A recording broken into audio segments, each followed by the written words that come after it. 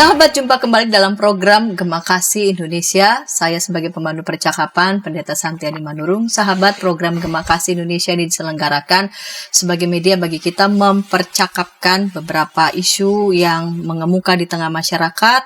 Lalu kemudian kita memberi perspektif dalam iman Kristen, sehingga kemudian kita juga bisa dapat meresponsnya secara tepat. Program Gema Kasih Indonesia juga diselenggarakan sebagai sarana kita juga mempercakapkan seputar teologi gereja. Dan pada episode kali ini kita hendak membincang membangun gereja sebagai rumah aman. Membangun gereja sebagai rumah aman. Untuk membincang tentang topik tersebut, bersama dengan saya sudah hadir di studio Pendeta Hendra Setia Prasaja. Salam jumpa kembali Bapak Pendeta. Salam Kak Santi, salam semua sahabat YKB. Di tahun yang baru ini, di 2024, apa kabar Pak? Puji Tuhan, baik. Baik. Sehat-sehat ya. Bapak Pendeta, kita membincang tentang membangun gereja sebagai rumah aman ya. Kita mulai dengan rumah aman itu rumah yang seperti apa sih? Bayangan rumah ya aman lah namanya rumah, apalagi untuk keluarga. Rumah itu harus menjadi aman. Apa yang dimaksud dengan rumah aman di sini? Jadi istilah rumah aman itu adalah penamaan yang biasa digunakan untuk dunia operasi penegakan hukum dan pengamanan. Jadi ini sebuah lokasi, sebuah tempat untuk menyembunyikan seseorang sebenarnya. Menyembunyikan seseorang dari situasi tertentu, terutama dalam keadaan bahaya. Jadi kalau ngomong soal safe house ini adalah upaya perlindungan. Upaya perlindungan pada seseorang dalam keadaan bahaya. Ya. Jadi rumah aman itu selalu berkenaan dengan situasi bahaya dan penegakan hukum. Nah, kalau kita akan bicara soal rumah aman, ini pemahamannya adalah sebuah tempat tinggal di mana kita membawa seseorang untuk dilindungi karena dia terancam akan sesuatu yang membahayakan dirinya, bahkan juga nyawanya. Dan ketika kita membawanya ke rumah aman, berharap dia dapat dilindungi untuk proses pemulihan, bahkan juga mungkin ada sesuatu yang bisa membuat situasinya jauh lebih baik. Nah, dalam konteks gereja menjadi rumah aman, kita akan bicarakan soal bagaimana gereja berperan dalam situasi kekerasan dalam rumah tangga, penghapusan kekerasan dalam rumah tangga, dan rumah aman adalah bagian dari proses itu. Jadi kalau bicara soal gereja sebagai rumah aman, berarti gereja menjadi sebuah tempat perlindungan, tempat untuk membawa seseorang, menyelamatkan seseorang, bahkan kelak jadi memulihkan seseorang dan keluarganya. Jadi bicara soal gereja menjadi sebuah rumah aman ini, kita akan membawa diri kita untuk melihat bahwa ada potensi itu. Gereja menjadi tempat di mana situasi seseorang, perempuan, anak-anak, juga mungkin anggota keluarga lain yang menghadapi kekerasan dalam rumah tangga, dia punya tempat di mana mereka boleh berlindung. Seberapa pentingnya, seberapa urgentnya rumah aman sampai ada khusus begitu safe house bagi mereka yang mengalami korban tindak kekerasan? Apakah ada semacam payung undang-undang hukum yang menaungi sehingga ya memang urgent ini rumah aman, ini safe house ini? Kita pasti sudah pernah dengar ya, dan sering mendengar tentang situasi kekerasan dalam rumah tangga di Indonesia. Banyak penelitian yang menunjukkan bahwa tingkat kasus itu makin hari makin meningkat ya. Mungkin tekanan kehidupan, sikap mentalitas yang pengelolaan emosi yang kurang dan lain-lainnya yang membuat akhirnya kasus-kasus itu makin meningkat. Banyaklah data soal itu ya. Yang paling baru nih ada satu kasus di mana seorang suami menghabisi istrinya dan bahkan memutilasi, dan itu kan berarti terjadi dalam kurun waktu yang sebenarnya udah cukup lama persoalannya dan dibiarkan dimaklumi dan akhirnya malah jadi fatal sekali. Kita menemukan banyak kisah-kisah itu ya. Nah, ngomongin soal situasi kegentingan itu, maka kita sebenarnya pada sisi lain kita bersyukur karena di Indonesia itu pemerintah udah punya banyak sekali peraturan ya. undang-undang perlindungan anak, soal undang-undang penghapusan KDRT ya, di Undang-Undang 23 tahun 2004 misalnya, itu secara khusus sudah ngatur semuanya. Nah, saya mau mengajak kita mengingat ada satu bagian dari pasal di Undang-Undang Penghapusan Kekerasan dalam Rumah Tangga, terutama ayat 15 nih, saya bacain ya. Saya juga nggak begitu apal sih. Setiap orang ya, di pasal 15, setiap orang yang mendengar, melihat, atau mengetahui terjadinya kekerasan dalam rumah tangga wajib melakukan upaya-upaya sesuai dengan batas kemampuannya. Jadi sekali lagi ini wajib ya. Pertama, mencegah berlangsungnya tindak pidana, memberikan perlindungan kepada korban, memberikan pertolongan darurat, dan membantu proses pengajuan permohonan penetapan perlindungan. Jadi kalau kita bicara soal kekerasan dalam rumah tangga, banyak orang mengatakan ini urusan domestik, urusan privat, nggak boleh orang lain ikut campur. Kalau kita merujuk pada undang-undang yang ada, penghapusan kekerasan dalam rumah tangga maksudnya, itu udah nggak berlaku lagi. Setiap kita nih, itu punya kewajiban, disebutkan di ayat 15 itu wajib. Jadi nggak boleh kita abai, kita membiarkan, aduh enggak lah ini bukan urusan saya, ini kan keluarga orang ya. Kita harus proaktif untuk melakukannya. Prosesnya itu adalah, salah satunya adalah memberi perlindungan pada korban. Oke. Jadi kita diajak untuk proaktif memberi perlindungan. Nah, perlindungan itu kan perlu ada satu tempat ya. Kalau kita tahu ada seseorang, anak atau perempuan atau anggota keluarga lain yang menghadapi kekerasan di rumah tangga, kita mengintervensinya dan kita membawanya, menyelamatkan dia dalam situasi bahaya yang ada. Dan biasanya itu terjadi di rumah begitu ya, di ruang privat mereka. Nah, kita harus membawa ke rumah aman. Jadi ini bahwa rumah aman itu sebenarnya adalah amanat undang-undang. Amanat undang-undang. Di pasal yang lainnya di ayat 22, setelah undang-undang itu ngomongin soal siapa-siapa saja yang harus proaktif melakukannya, salah satunya adalah begini, di pasal 22 ayat 1-nya mengatakan bahwa para pekerja sosial harus mengantarkan korban ke rumah aman dan tempat tinggal alternatif. Ya. Jadi memang rumah aman tuh disuarakan, harus ada. Di ayat 2-nya pasal 22 disebutkan, rumah aman itu bisa milik pemerintah atau pemerintah daerah atau masyarakat. Jadi semuanya boleh ya menyediakan itu. Problemnya adalah gini, di Indonesia belum banyak rumah aman. Jadi data yang saya ketahui bahwa beberapa pemerintah daerah tuh meresponinya soal Undang-Undang 23 2004 ini dengan mengeluarkan sebuah peraturan daerah ya. Dari begitu banyak pemerintah daerah, ada 89 pemerintah daerah yang udah punya peraturan khusus daerahnya. Tapi dari 89 itu yang udah punya, sedangkan yang lain kan belum punya ya. Itu baru 6. Baru 6 yang lalu memiliki sebuah tindakan proaktif berkenaan dengan kalau ada masalah, seseorang bisa divisum begitu. Itu ada fasilitas itu, secara gratis, visum gratis untuk kasus-kasus ini. Itu baru 6.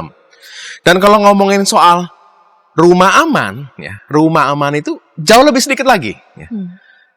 Baru ada 23 dari 86 daerah itu yang punya perda. Sedangkan pemerintah daerah yang lain belum ada ya. Jadi di tahun 2019 misalnya ya, semoga pada tahun ini sudah makin banyak ya. Di Jakarta aja ya baru 4. Baru 4 rumah aman milik pemerintah. Ya, milik pemerintah nih. Padahal kita tahu ya kasusnya banyak sekali kan. Jadi kita tuh ada dalam situasi di mana ya jangankan rumah aman ya. Kita mungkin bunyi dari pasal 15 kesadaran untuk intervensi kalau kita mendengar ada orang yang mengalami kekerasan dari rumah tangga aja kita mungkin enggan ya. Kita masih jauh dari gerak bersama untuk menuju ke sana. Nah, saya pikir seberapa penting, ya sangat penting karena kalau kita lalu punya kesadaran, berarti saya harus intervensi nih kalau ada seseorang yang mengalami kekerasan di rumah tangga. Saya mau bawa kemana nih orang ini? Rumah saya? Atau kemana? Karena kalau main ambil dan singgahkan ke satu tempat yang bukan menjadi sebuah tempat yang disepakati bersama, itu bisa berbahaya juga untuk saya ya. Mungkin ada serangan tuntutan balik dari pihak lain dan lainnya menganggap kita melakukan sebuah kekerasan lain gitu. Dan mengapa gereja? Mengapa gereja ya? Sebagai rumah aman, mengapa gereja yang dijadikan rumah aman? Memang sudah disebutkan di pasal itu ya. Jadi bukan cuma pemerintah, melainkan juga masyarakat. Tapi mengapa gereja? Menurut saya gereja itu punya potensi besar. Yang pertama, ya memang ini upaya untuk mendukung pemerintah ya. Saya pikir pemerintah pasti rindu untuk memenuhi kebutuhan itu. Tapi kan kita melihat realitanya masih jauh. Maka upaya kita mendukung pemerintah untuk menyediakan ini terbuka lebar. Ya. Jadi ada peluang, ya, peluang untuk ambil bagian mendukung pemerintah. Ini gereja punya ruang itu. Yang kedua menurut saya, gereja itu dikenal oleh warganya. Gereja dikenal sama warganya. Lokasinya, tempatnya, sama warga gerejanya itu tahu, oh gereja kita tuh di sana gitu ya. Kan menetap ya, dia ada di satu tempat terus. Yang berikutnya menurut saya, gereja itu punya fasilitas. Punya ruang-ruang ya. Beberapa gereja bahkan punya kamar tamu gitu ya. Untuk pengkhotbah yang mungkin gak setiap hari dipakai gitu ya. Ruang-ruang sekolah minggu misalnya ya, tempat-tempat, bahkan ada yang gereja punya klinik kesehatannya gitu ya. Itu kan ruang-ruang yang punya potensi dan biasanya nggak maksimal digunakan di sepanjang hari ya. Nah, rasanya fasilitas itu bisa dimaksimalkan. Yang berikutnya, mengapa gereja? Karena gereja punya panggilan untuk memberkati lingkungan kan. Dan ini menjadi ruang-ruang pelayanan baru bagi umat. Para konselor punya ruang, dokter kembali punya ruang, mungkin para pekerja sosial ya, para pelawat-pelawat yang tadi melawat anggota jemaat, sekarang mereka punya ruang yang lebih lebar untuk melawat keluarga-keluarga yang menghadapi situasi yang dalam kekerasan itu. Dan saya pikir kasus KDRT di lingkungan gereja juga banyak ya. Dan saya pikir ini yang jadi panggilan gereja lah untuk secara proaktif, bukan hanya intervensi untuk pencegahan, tapi juga dalam penanganannya bagaimana gitu ya. Dalam penanganan untuk perlindungan bagi korban ini, rasanya gereja punya potensi. Jadi kenapa gereja bisa menjadi rumah aman? Ya, banyak hal tadi ya, dan sangat potensial, dan ruang pelayanannya besar sekali gitu. Oke, berarti ruangnya banyak, terus tapi tadi ya bersifat permanen tadi ya. Orang mengetahui lokasi itu, dia tidak berpindah-pindah. Lalu kemudian ada ruang-ruang yang juga bisa dipakai, dimaksimalkan, karena ada ruang-ruang tertentu kan yang juga nggak selalu dipakai sepanjang hari begitu ya. Itu bisa dimanfaatkan. Juga ada sumber daya yang juga bisa diberdayakan, bisa digerakkan.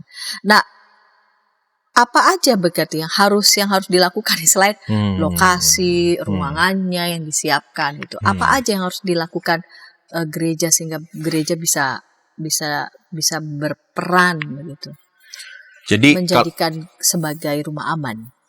Kalau bicara soal rumah aman tuh ada dua jenis rumah aman ya. Rumah aman yang pertama itu yang statis, yang diam, yang ada menetap di satu tempat.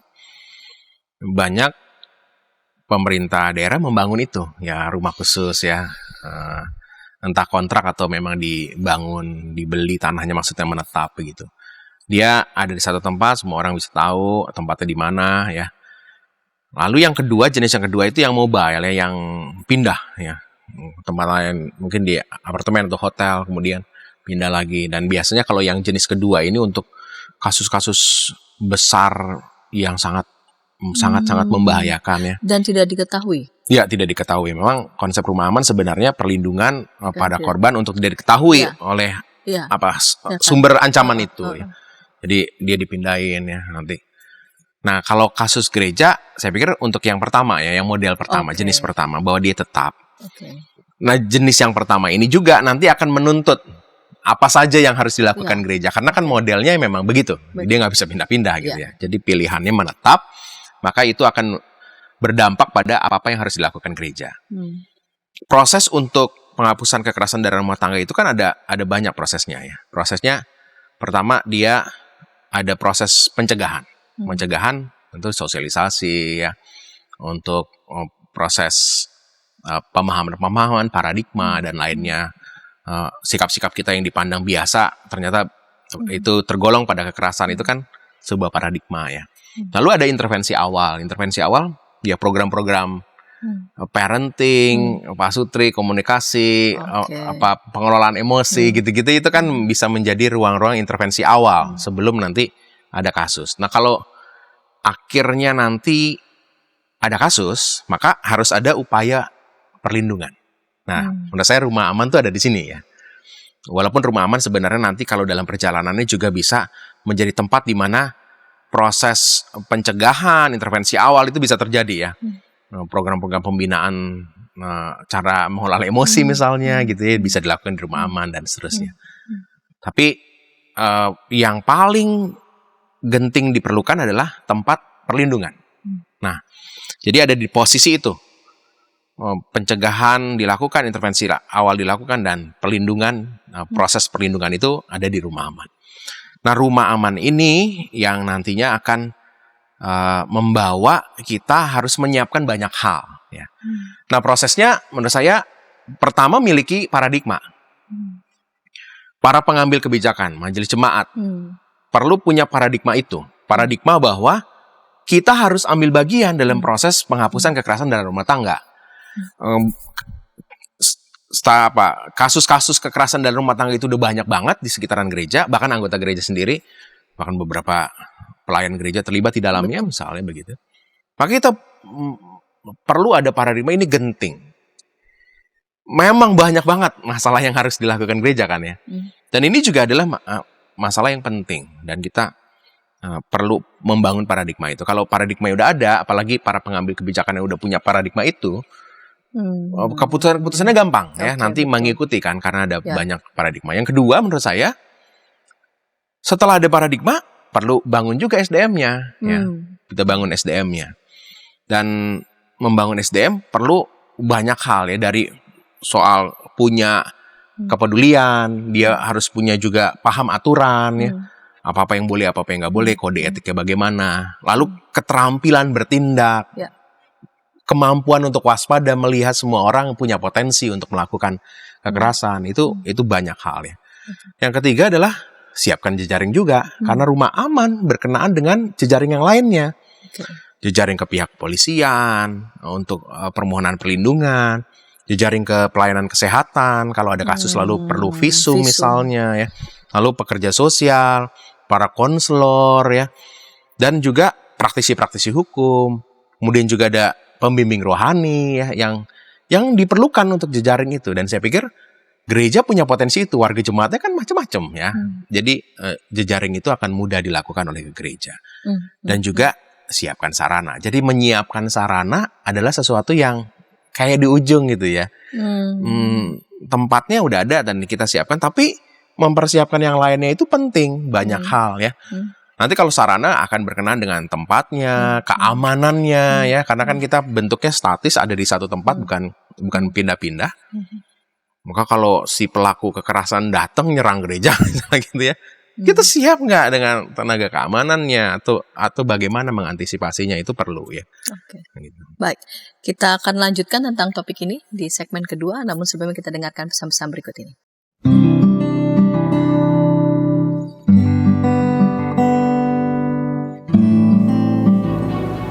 Hi folks, this is Daily Spirit for Youth, a daily devotional that helps you grow closer to God and apply His Word to your life. Daily Spirit for Youth dapat Anda saksikan hari Senin sampai Sabtu pukul 4.30 waktu Indonesia Barat di channel YKB TV. Kita jumpa dalam acara Pembangunan Jemaat. Pembangunan Jemaat setiap Senin di minggu kedua dan keempat pukul 20 waktu Indonesia Barat. Dapat Anda nikmati di channel YKB TV. Dari kungkungan malam gelap Nyanyikanlah nyanyian baru setiap hari Rabu pukul 12 waktu Indonesia Barat. Dapat Anda nikmati di channel Lagu Rohani YKB TV.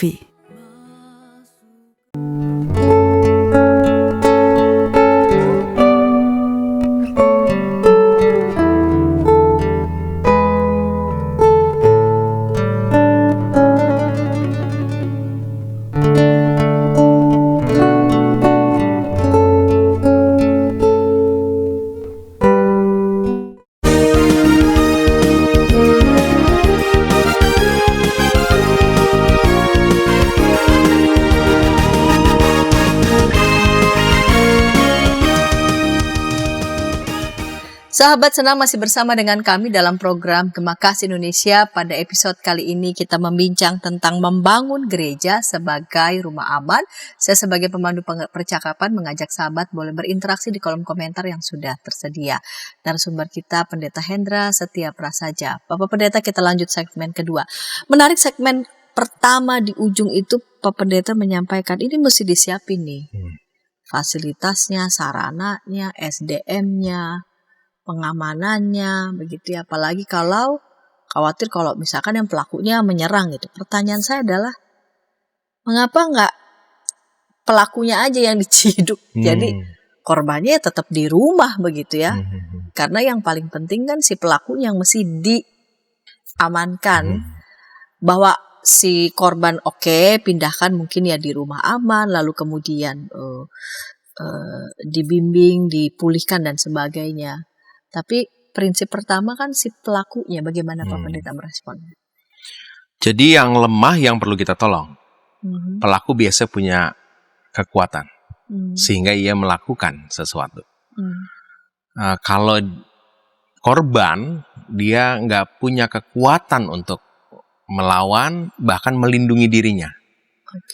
Sehingga kita perlu mengintervensi si korban, dibawa ke rumah aman. Dan segala urusan di rumah aman berkenaan dengan korban. Tapi bagaimana pelakunya? Tentunya proses itu akan berlanjut sampai dengan juga kita menangani pelaku. Karena ujung dari rumah aman, dalam konteks apa yang kita bicarakan gereja sebagai rumah aman, gereja kan nggak pengen memisahkan orang-orang ya. Anggota keluarga kita pahami sebagai sebuah kesatuan yang sudah disatukan oleh Kristus. Maka ujungnya adalah ya mengembalikan, maksudnya reunifikasi ya. Jadi mereka harus satu lagi. Nah, proses itu kan berarti bukan hanya menangani si korban, tapi juga si pelaku. Ya. Pelaku perlu disadarkan, bahkan juga dilatih. Kalau memang ada sesuatu yang nggak bisa diterima, kita kasih efek jera. Dalam kasus ini adalah penanganan hukum, ya, supaya akhirnya dia menjadi sadar. Karena kan banyak, karena itu sikap yang nggak disadari, yang juga bertahun-tahun dilakukan sesuatu yang nggak pernah dianggap salah. Dia merasa itu sesuatu yang umum, ya, sesuatu yang biasa saja, nggak salah, ya, dan itu problem kan. Maka kita harus penanganannya juga pada si pelaku. Benar sekali. Ketika nanti ada rumah aman, maka urusan kita bukan hanya untuk korban, tapi juga si pelakunya. Pelakunya tentunya ya di tempatnya sendiri ya gitu, karena kita kan melindungi si korban ya. Nah, prosesnya bisa nanti dinamika prosesnya macam-macam ya, bisa dilakukan di rumah korban, di rumah si pelaku itu, atau dibawa ke rumah aman juga untuk akhirnya ya. Jadi ada tujuan bukan memisahkan ya, itu betul, dia tadi itu ya. penting, mereka tetap menyatu, tapi memang karena dia posisinya korban, maka dia harus diberdayakan, dia harus dilindungi. Karena dia merasa dia tidak punya kekuatan ya, tapi juga menolong si pelaku dengan berbagai macam hal, termasuk juga tindakan hukum misalkan ya, kalau betul. memang dia tidak juga mau jerah. Tetapi ujung dari semuanya adalah mereka bisa menyatu. Nah, di rumah aman ini kira-kira apa saja syarat ya, sehingga satu lokasi, dalam hal ini gereja, bisa dikatakan oke, kamu sudah oke nih sebagai rumah aman, dan kegiatan-kegiatan apa saja yang mesti dilakukan di rumah aman, apalagi berkaitan dengan memang sudah ada korban yang ada di gereja. Proses kita menuju terwujudnya gereja sebagai rumah aman ini kan tadi saya mengatakan ada paradigma, ada persiapan SDM ya, dan juga sarana. Itu jejaring juga, perlu untuk disiapkan semua hal supaya nanti aktivitasnya bisa berjalan, ya. Oke. Karena aktivitasnya itu pertama pasti perlindungan, udah pasti kan, ya. Kita membawa seseorang yang kita pandang sebagai seorang yang bisa macam-macam nih konteksnya ya. Dia merasa terancam, sehingga dia inisiatif pergi ya untuk mencari perlindungan, atau tim, misalnya kalau di gereja nanti ada Satgas Penghapusan KDRT misalnya begitu, Satgas Perlindungan Perempuan dan Anak, tim merasa bahwa ini orang ini perlu dilindungi, ya, perlu diambil, dicabut dari tempatnya karena itu mengancam dalam pertimbangan kita ya. Kita harus lakukan itu. Jadi prosesnya adalah perlindungan yang pertama. Yang kedua adalah tentu pemulihan ya. Kalau seseorang udah mengalami KDRT kan pasti ada banyak sekali luka ya, entah fisiknya, entah emosinya ya. Jadi psikisnya itu perlu ada pemulihan ya. Nanti aktivitasnya tentu kalau yang pertama fisik ya urusan dengan kesehatan. Nanti ada visum misalnya kalau memang mau lanjut ke kasus hukum ya. Kalau ada yang luka ya diobati ya. Itu berkenaan dengan pemulihan fisiknya. Tapi juga psikisnya. Nanti ada percakapan-percakapan dengan konselor ya untuk memulihkan. Jadi kegiatannya itu harus rutin ya? Ya, terencana. Betul ya. Makanya kalau udah nanti ada rumah aman, itu nggak bisa ya udahlah siapin tempatnya aja, nggak mungkin. Harus ada SDM-nya. Harus ada SDM-nya yang tadi menangani perlindungannya, pengobatan fisik maupun psikisnya. Bahkan juga kalau itu dalam waktu yang panjang, traumatika panjang nih ya, dia nggak mau pulang gitu misalnya gitu. Nah, sekali lagi, gereja harus punya kerinduan untuk menyatukan kembali kan. Nah, maka proses itu kan nggak bisa dipaksa, udah kamu harus pulang nih gitu ya. Padahal dia belum siap, potensi bahayanya masih besar, itu bahaya juga. Maka harus dilakukan kan proses bagaimana mengisi hari-harinya sehingga pemulihannya bisa terjadi. Mungkin studi atau aktivitas-aktivitas keterampilan yang lain yang bisa membuat dia ya memulihkan dirinya ya, menjadi kuat kembali. Itu kan proses yang cukup panjang dan saya pikir itu harus juga dipersiapkan dalam kasus-kasus traumatik yang dalam. Juga kepada si pelaku ya, pelaku juga prosesnya kan harus banyak sekali hal yang dilakukan. Dalam proses dia tinggal di rumah aman, nah berarti nanti ada urusan konsumsinya, gitu ya, urusan makanannya dan lainnya yang juga harus disiapkan. Dan itu jadi pelayanan holistik pemulihan ya untuk keluarga. Banyak sekarang gereja punya program-program keluarga ya. Tapi seberapa banyak program itu lalu dikembangkan untuk menangani kasus-kasus kekerasan dalam rumah tangga yang sangat parah gitu ya. Kalau udah parah gimana nih? Mau kemana mereka? Ya gereja lah yang punya ruang untuk melakukan proses itu. Ini bukan sesuatu yang berat karena gereja itu punya potensi besar. Selain tadi tempat, tapi juga jejaringnya. Konselor ada banyak. Pelayan-pelayan juga ada banyak ya. Jejaring dengan pihak rumah sakit, dengan kepolisian juga punya ruangnya. Lawyer ada banyak. Sekarang kan gereja punya biro konsultasi hukum ya. Itu banyak sekali ya. Jadi sebenarnya ini tinggal membangun sebuah paradigma kegentingan ini. Penting berarti pertama paradigma dulu ya untuk semua. Betul. Apa semacam stakeholder. Jadi nanti kalau udah ada paradigmanya, mempersiapkan SDM-nya, prosesnya juga akan berlanjutnya. Siapa yang akan menjadi orang-orang yang ditugaskan untuk proses penanganan kalau nanti ada, saya nggak tahu istilahnya apa ya, klien kah atau penghuni dari rumah aman itu ya, yang orang yang korban yang datang yang kita lindungi itu. Berarti rekrutmen si SDM-nya juga penting nih. Nah, jangan sampai kita main siapa yang mau ya. Ayo volunteeris siapa aja gitu. Itu bahaya juga karena ada sikap-sikap tertentu yang nanti malah jadi potensi baru kekerasan terjadi justru di rumah amannya gitu ya. Berarti hal yang penting harus diperhatikan para SDM yang akan membantu dalam proses ya pemulihan korban. Apa yang harus dilakukan dan apa yang tidak boleh dilakukan. Kode etiknya begitu. Nah, ini yang menjadi PR yang juga harus dibangun adalah gereja harus punya sistem perlindungan untuk para korban ini ya. sistem penghapusan kekerasan dalam rumah tangga dalam proses di gereja ya. Kita ngomong banyak soal sistem perlindungan anak, perempuan, dan juga ini ya soal penghapusan KDRT. Ini kan masalah-masalah seputar keluarga sebenarnya yang ada di gereja. Maka dia harus punya sistemnya. Sistemnya itu akan menghasilkan nanti ada kode etik ya, SOP-nya ya. Kalau SOP perekrutan orang-orang pelayan di rumah aman bagaimana?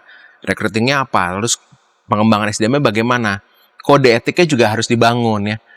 Kode etiknya kan berkenaan dengan apa yang boleh dan tidak boleh. Kalau yang boleh ya udahlah itu mah umum lah ya. Tapi kalau yang nggak boleh itu yang menurut saya juga penting. Karena yang nggak boleh itu akan berkenaan dengan dua hal penting.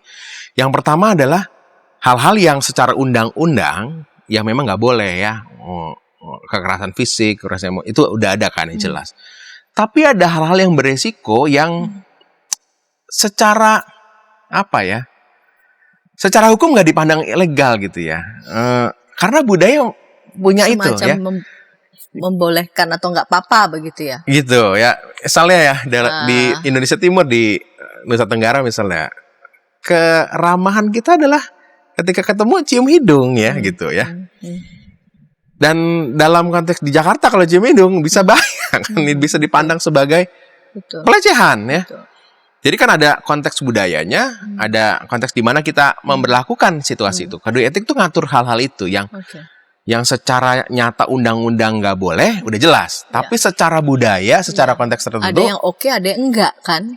Bergantung pada lokasi kejadiannya. Betul. Dan itu akan diatur di kode etiknya. Kode etik yang di sini sama yang di tempat lain akan berbeda. It's okay karena situasinya berbeda kan. Nah itu yang harus diatur sehingga para pelayan itu akan terlindungi. Ada yang apa boleh atau tidak. Dan nanti akhirnya kalau kita udah ada kode etiknya, kita juga akan membatasi diri.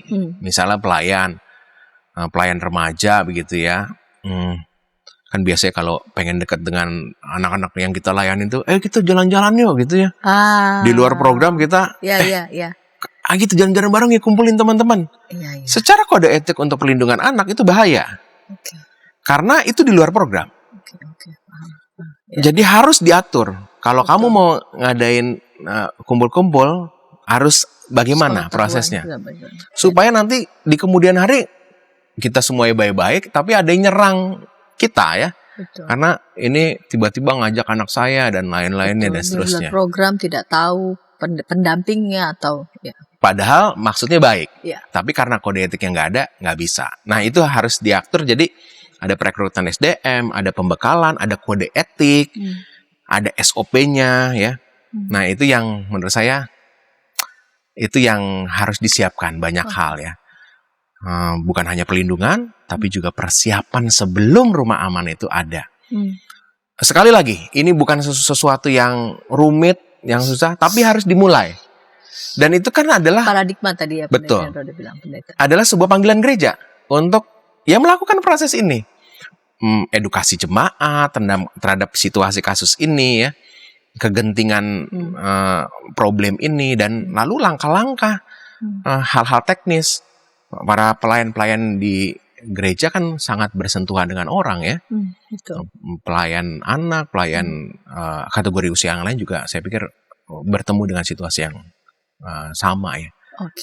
Baik, Bapak Pendeta Hendra, kita mendekati menit-menit terakhir nih. Adakah pesan pastoral yang bisa Bapak Pendeta sampaikan nih dalam kaitan membangun gereja sebagai rumah aman bagi korban KDRT? Mungkin ada para sahabat yang mulai mikir-mikir ya. Gereja melakukan, jadi resikonya juga nggak main-main. Saya merasa bahwa gereja punya potensi untuk menjadi rumah aman. Yang kedua, bahwa kegentingan ini sangat tinggi.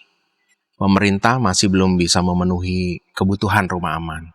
Dan gereja punya potensi untuk membantu pemerintah. Dan kasus-kasus KDRT itu bukan hanya terjadi di luar, tapi di dalam gereja juga.